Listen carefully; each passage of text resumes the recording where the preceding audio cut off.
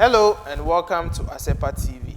On ASEPA TV, every Saturday we discuss socio-political issues that have adverse effects on the everyday Ghanaian.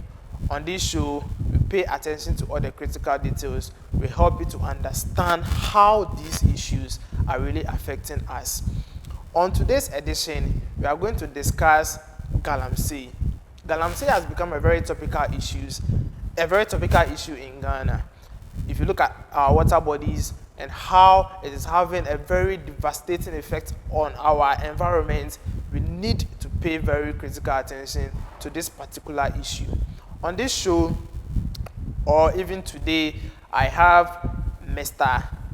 Mensah Thompson of ASEPA Ghana. He's the Chief Executive Director of ASEPA, and he's going to help us to understand how the Galamsey fight is actually going on, whether the president is actually fulfilling his duty as president of Ghana, who is trying to protect the environment and save our water bodies. The president had a meeting with the chiefs from these affecting communities. We do not know how far it has gone and whether it is really going to affect anything as far as Galamsey is concerned. Mr. Thompson, welcome to ASEPA TV. Yes, my brother. How are you? Yeah, very fine. Yes, good. Yes, it's good to be here and to discuss these issues. And I think that as young people in this country, these are some of the issues that we should take critical interest in. Sure. Because they affect the very livelihood of our people, our mothers in the villages, our siblings, who rely on these water bodies for water, for basic activities. Apart from that, the lands that are being used for cultivation of staple crops and food that we, even the ones that lives in the city, depend on, are all being destroyed. But most essentially, cocoa. Ghana used to be the largest producer of cocoa in the world. Today, Ghana is the second largest producer of cocoa in the world, after Cote d'Ivoire. If we don't take care, we're going to lose the second spot as well. All because now cocoa farms are being cut down because we want to dig for gold. And I think it's important that at this moment we have a very strong national conversation about this. The laws of the country says every mineral found in any part of the country belongs to the state, and it is held in trust by the president. What does it mean? How does the land tenure system and even the legal regimes that we have, how does this impact on this whole Galamsey menace? If chiefs in certain jurisdictions can impose curfews and everybody will sleep when it's 6 p.m., how is it that chiefs cannot today stop Galamsey? So it's a whole lot of conversation that must happen that we do not have to lose sight of. But are you not going to agree with the fact that the president has shown commitment? He has met the chiefs from the affected communities, he has spoken to them, he has tried to actually help us understand how he's trying to fight the Galamsey. But there are some people who believe that probably the president is even involved in a Galamsey. What do you have to say about that? Do you actually believe, do you think the Galamsey fight has been lost or there's still hope? Yes, I think we've spoken a lot of English. Let me just go straight to the point. First of all, there is no Galamsey fight. Let's not chide ourselves. Why do you say that? There is no Galamsey fight. What do we call a fight? A fight is something you've seen that it has a devastating effect on you, and you are taking every meaningful step to ensure or to prevent the occurrence of that particular activity. That is a fight. Now, how do you set up an interministerial committee on illegal mining in 2018, as far back, to go and fight Galamsey? They go to the bushes, and within months, they seize gold, they seize excavators, they seize equipment, they seize weapons, and everything is gone.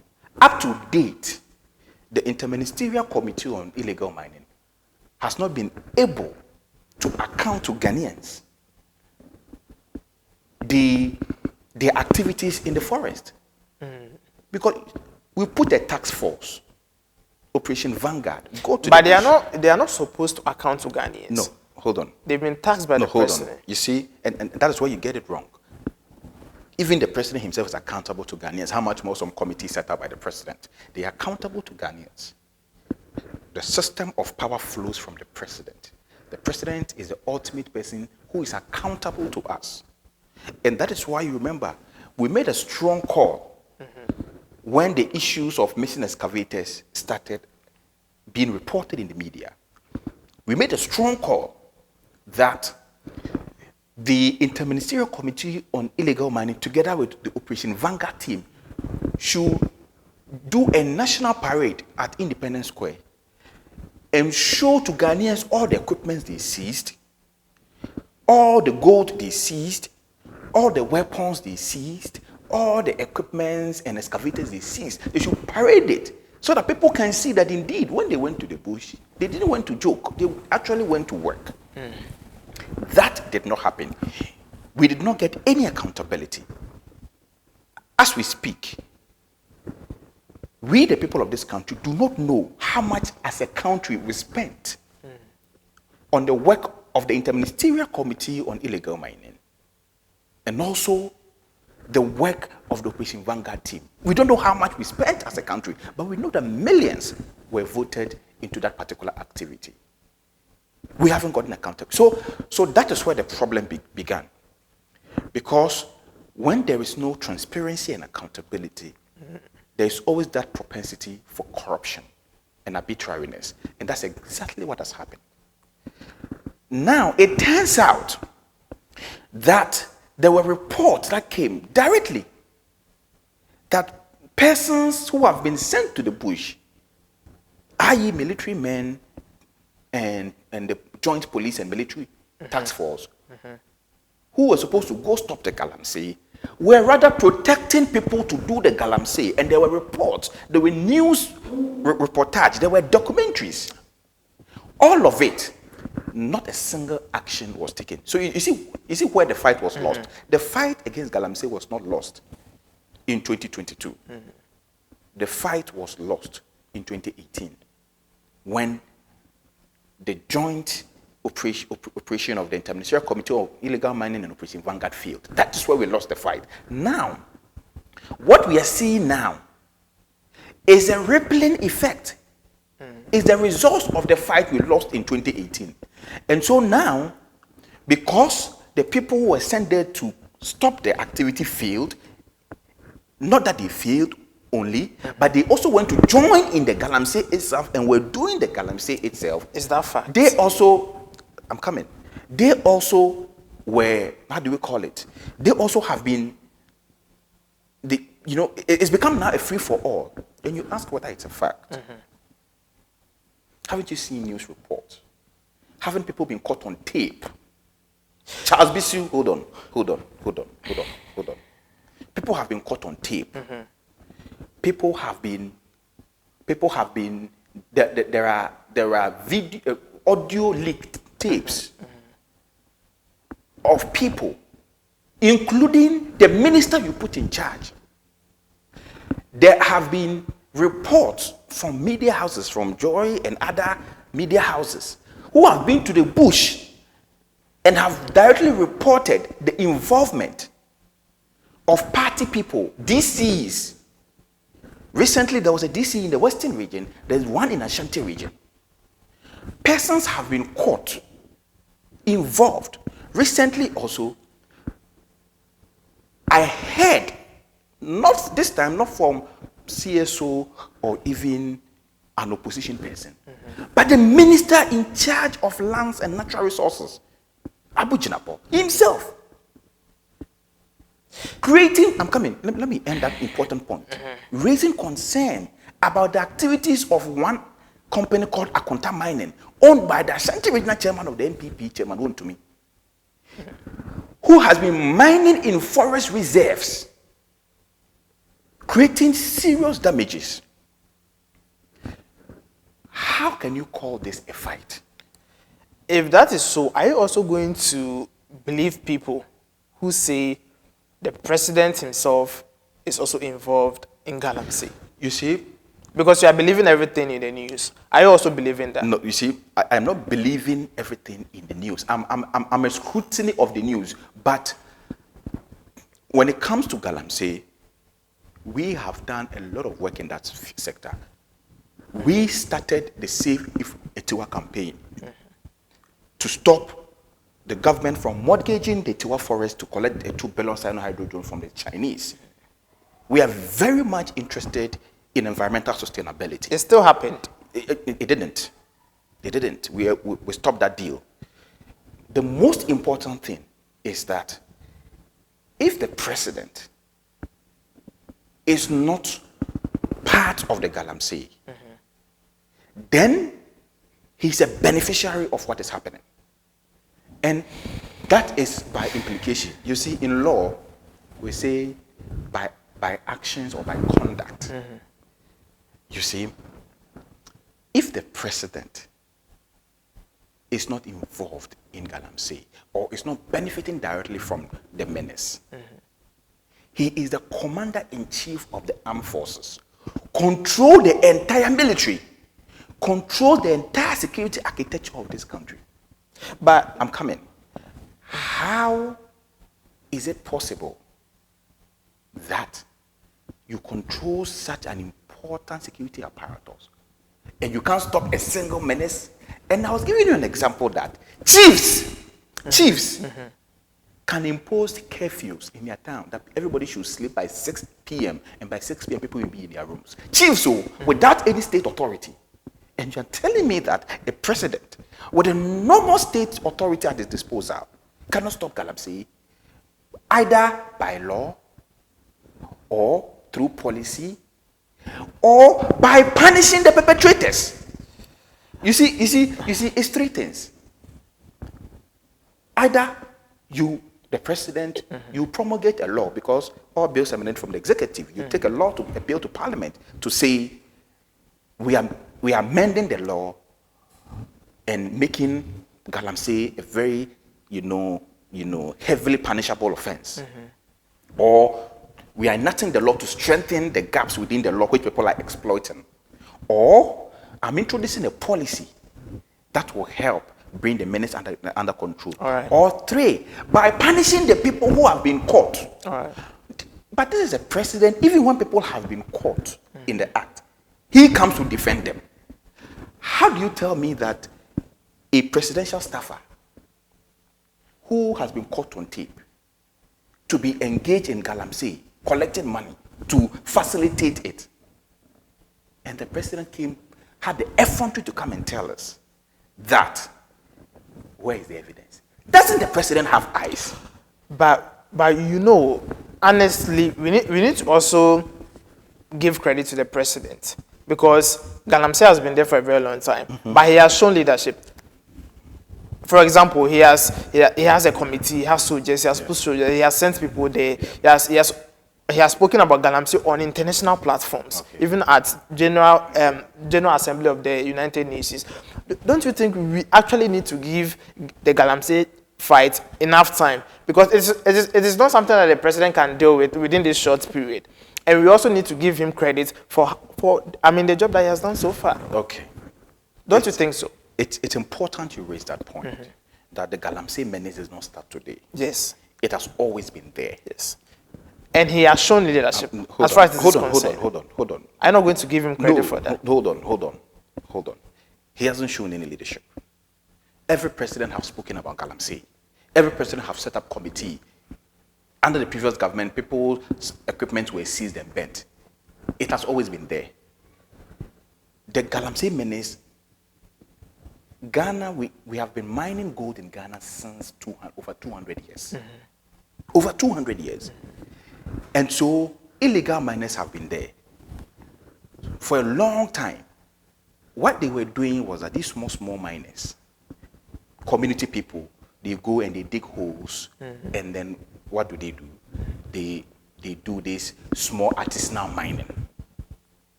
Okay? What has happened now is not that type of Galamsey.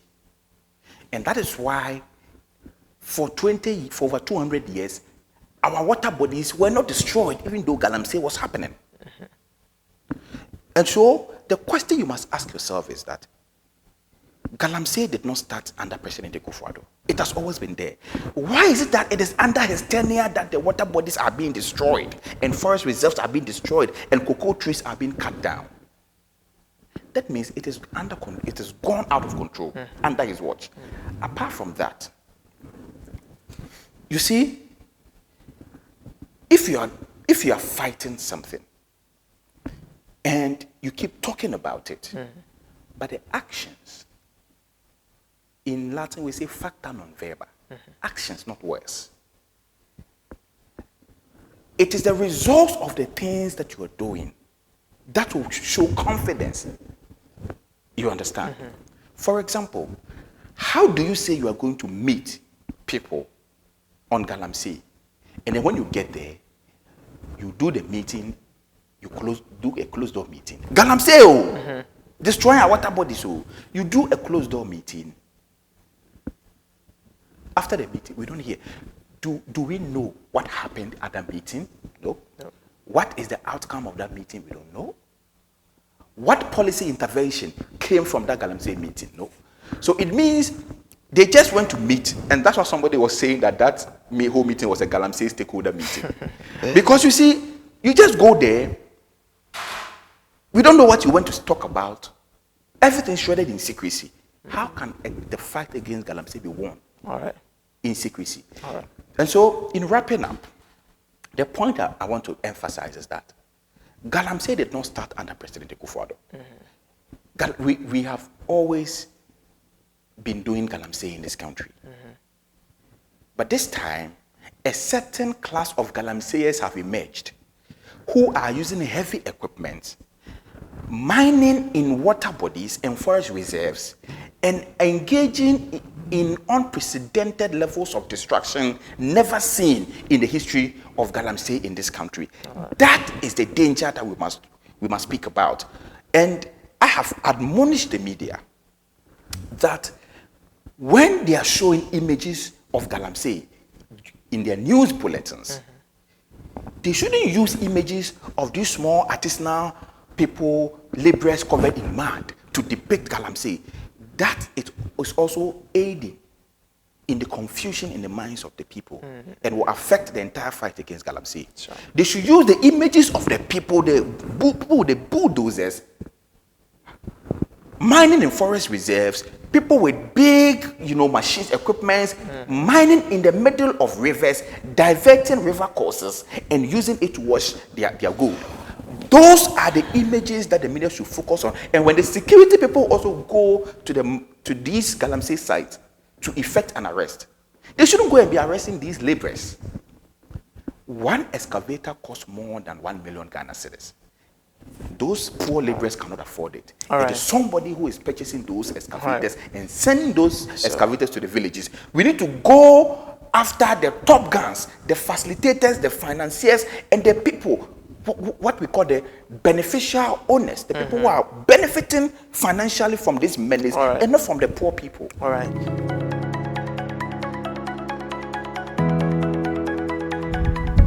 All right, moving to the next topic, we are going to deal with the cedi and dollar depreciation, the economic hardship that it has brought on Ghanaians. In opposition, MPP said a whole lot about the economy. In fact, Bawumia said, if the fundamentals are weak, the exchange rate will expose you. But since they came into power, the cedi has been falling. The exchange rate is nothing to write home about. And when you look at the dollar right now, it is almost 15 cedis to $1. What is really happening? Mr. Thompson, can you help us understand everything that is happening with the city, because most of us, we don't really understand the city and the economy and everything else. Can you actually break down what the city is actually going through as far as inflation and everything else is concerned? You see, let me break this whole city down. And I think city situation down. A lot of people are confused. This whole week, I've been receiving calls from businessmen, from traders, asking, oh, but what is going on? People don't understand what is going on. You see, we are where we are because a group of people came to power and they thought that they could manage everything, every aspect of the country with lies and propaganda. And they extended, shamefully, unfortunately, they extended those propaganda to the management of the economy and the city. And that is why we are here. Ask yourself, every year the city depreciates since the Fourth Republic. And in 2007, when we did the denomination, the redenomination, sorry, one cedi was equal to $1. But every year, we're seeing depreciation of the cedi. But it was marginal, 0.1, 0.2, 0.5. And so, from 2007 up to 2016, 2007 up to 2016, the cedi moved from one cedi to $1 to 4.2 cedis to $1. That was 7 years, a period of 7 years. No, a period of 9 years. 2007 to 2016. Okay, I thought you said 24. And one cedi was equal to $1. And so from 2007 up to 2016, the dollar moved from one cedi to 4.2. In 9 years. In 9 years. So in 9 years, the cedi depreciated to the dollar by just 3.2 cedis. In 9 years. So if you divide 3.2 by 9 years, it will tell you the rate at which it was depreciating every year. So you get the average year depreciation.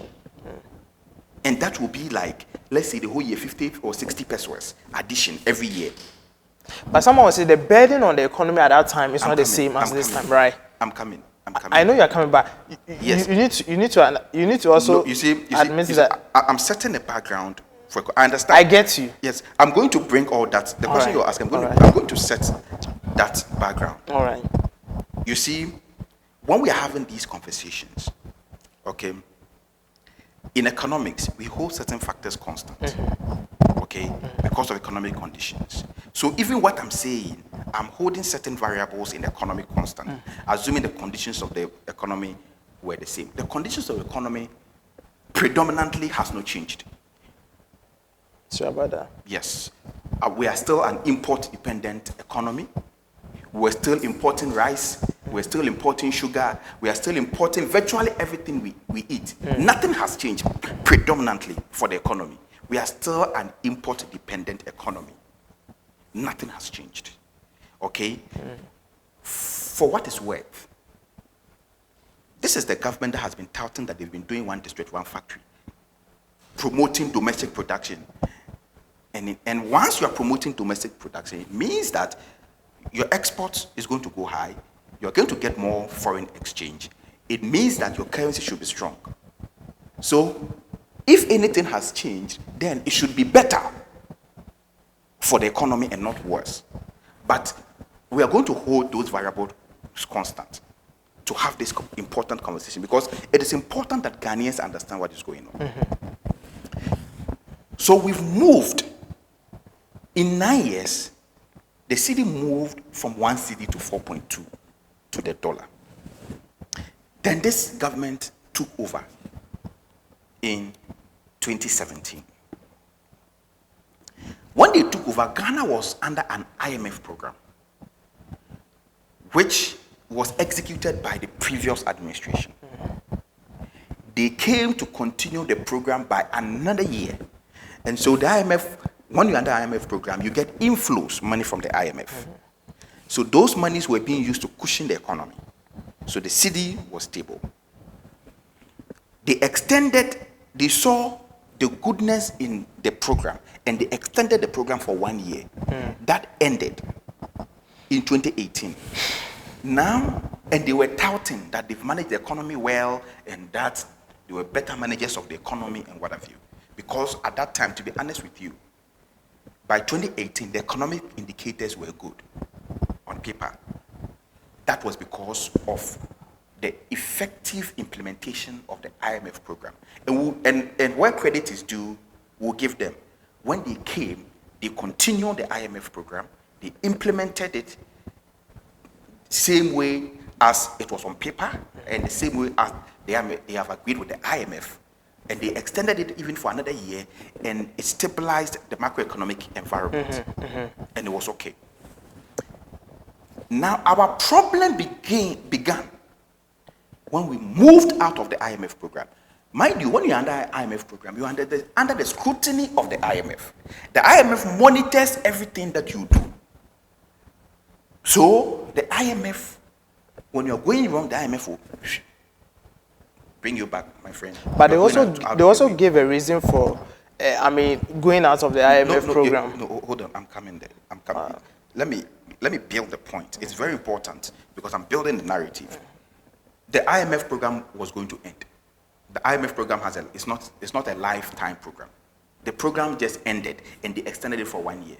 So I'm not blaming them for coming out of the IMF program. I'm saying that I'm giving them credit for even extending the program for 1 year and following through the program, because it was a fantastic program that was developed by the NDC out of the Senchi consensus that they did when the economy was in distress, and the previous government brought everybody on board, and everybody brought their ideas, and they developed that program. That program, it was the government themselves that submitted it to the IMF, and the IMF said, oh, good, this is a good program. We are going to support you to implement this program. And the IMF supported it. So when the new government came in, the IMF also supported the new government to implement the program. And when they extended it for 1 year, they followed it through. And that's why I said that they did very well. And that is why the macroeconomic environment stabilized. All right. Our problem began when we moved out of the program. And that this time, we don't have the scrutiny of the IMF again. When we came out of the program, every year, Ken Oforiatta was going to the bond market to borrow $1 billion every year and injecting that $1 billion into the economy. And so that $1 billion was the one holding the city. It was cosmetic. And we saw it and we told them that what they are doing, it is not sustainable. But Ken Oforiatta had adopted that approach because he has a bank called Data Bank who work as transaction advisors and book runners. Anytime government of Ghana go and borrow, and he takes a percentage of that money. And so, instead of managing the economic fundamentals to stabilize the exchange rate, he would rather go and borrow to come and cushion the cedi so that he can make his cut. So every year, they were borrowing $1 billion. Every year, $1 billion. So up to 2021, they borrowed $3 billion every year from the bond market. And his bank was also profiting from this? Yes, profiting from this. Now, the problem came when our debt levels got to unsustainable levels. And then the capital market said, no, you can't borrow again. Can you break it down for us? What do you mean by our debt level? And got to unsustainable levels. For the layman. Okay. So when we say your debt levels has gotten to unsustainable levels, it means you can't pay your debt. Your debt has gotten to a point where you can't pay. Every year you service your debt. So, and we call it debt service and amortization. That is how much money you use to service your debt. Because your debt, apart from the principal, when the debt matures, you pay what we call interest payments and amortization. Every year you pay. It got to a point where our total, debt service and amortization, or interest payment and amortization payments for a year was 82% of total government revenue and grant. What it means is that when we collect all the taxes in a country, 82% of the taxes go and pay loans. So even salaries, government have to borrow from the local banks to pay salaries. That is what we mean by. So you got to a point where your debt levels are at unsustainable levels. You can't manage it. I see. So the IMF said, so not the IMF, the capital market, where they were, the Eurobond market, where they were going to borrow, the market closed. The market said, no, where your debts have gotten to, it has become obvious, if we continue borrowing you money, you can't pay. So we won't lend you money again. So the market was closed. And that was a problem. How did we get here? I'm coming.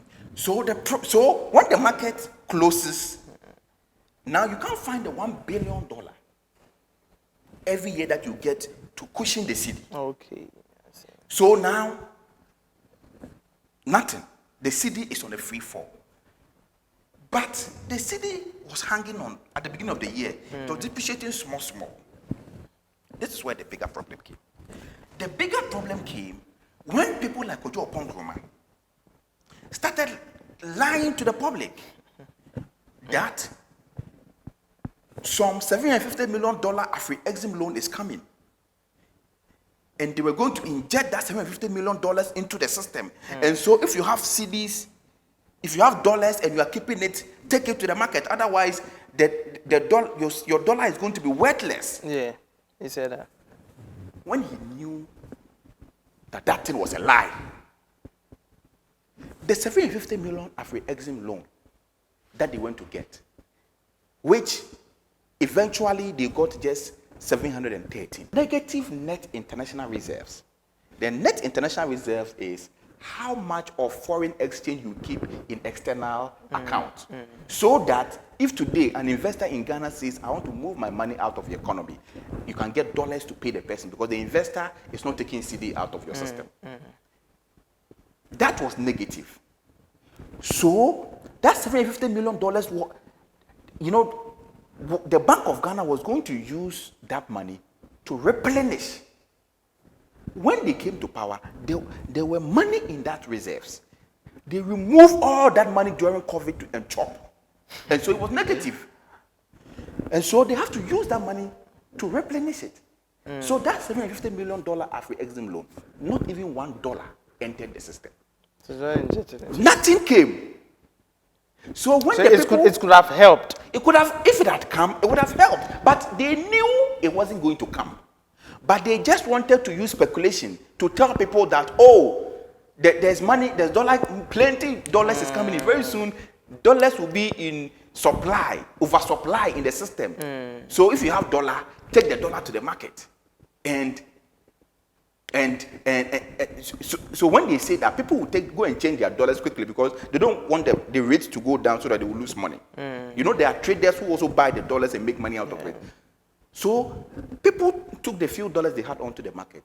But the people who do dollar business, who need huge amount of dollars, like the BDCs who bring oil, who needed the dollar to go and bring oil, and even your Bank of Ghana could not give them dollars.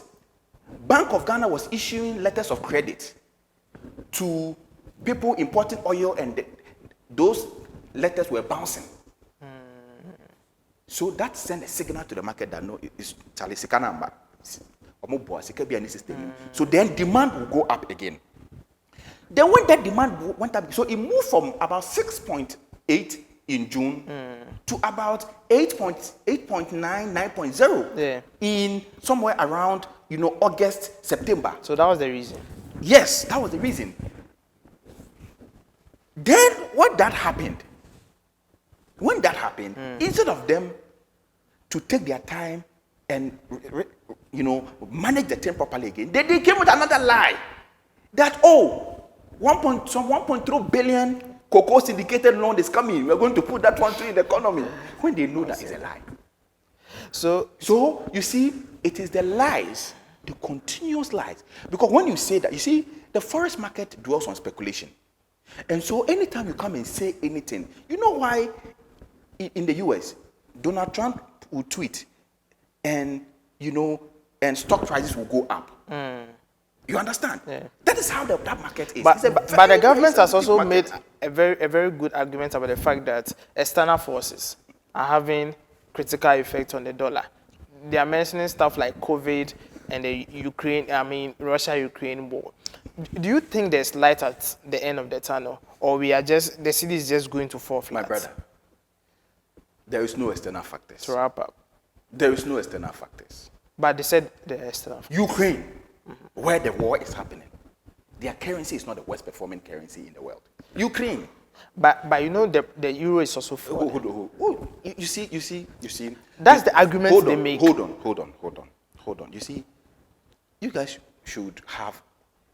You see, it's our job to educate people about some of, because a lot of people don't understand. That is why you are here. The fact that the euro is falling against the dollar, the pounds is falling against the dollar, has nothing to do with your city. It has absolutely nothing. Don't even do that comparison, because the factors that affect the intertrade between the dollar and the euro and the dollar and the pound has nothing to do with your city. So don't even use that as a narrative. Think about your home problem. What is your problem? Your problem is not whether the pound. Your problem is that the Ukraine, where the war is happening, Russia, where the war is happening, their currency is not the worst performing currency in the world. So it is laughable to sit anywhere in the world and say Russian-Ukrainian war is responsible for the free fall of your currency, when where the war is being fought, their currency is appreciating against the dollar. That's the point I want to make. The other most important point is that there is no light at the end of the tunnel. And I'm not preaching doom, but I think that we've gotten to the stage where we need to warn Ghanaians so that Ghanaians can prepare for the West. It's important because we've been very diplomatic about this situation and it has only gotten worse. Now we need to tell Ghanaians there is no light at the end of the tunnel. At the end of this tunnel, the city has gotten to an economic point of no return. The city, let me wrap up. Yeah. I'm making my last point. The city has gotten to an economic point of no return. The city, and what is needed right now is an international intervention. We need some international hands to say, look, we've seen your plight. And we are going to, a consortium of people say, we are going to put this amount of dollars to inject into the system, your system for you, to stabilize at no fee. Do you think the upcoming IMF program will help? The IMF program, how much is the IMF going to give you? But do you think it will help stabilize the city? Not the city.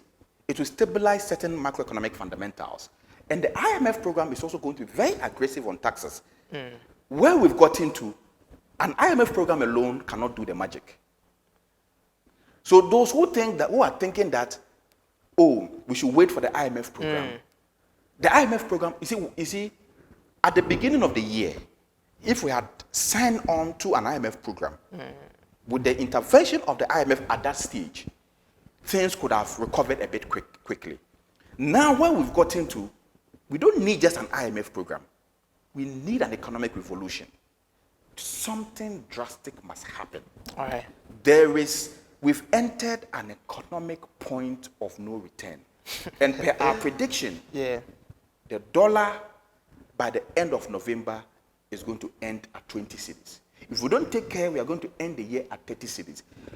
And the government must listen to the cries and the call of the ordinary Ghanaian. Do some strong economic intervention, including changing the entire economic direction of the country. And the government can start by firing the finance minister. Sure. That is where this whole economic revolution can begin. Thank you very much.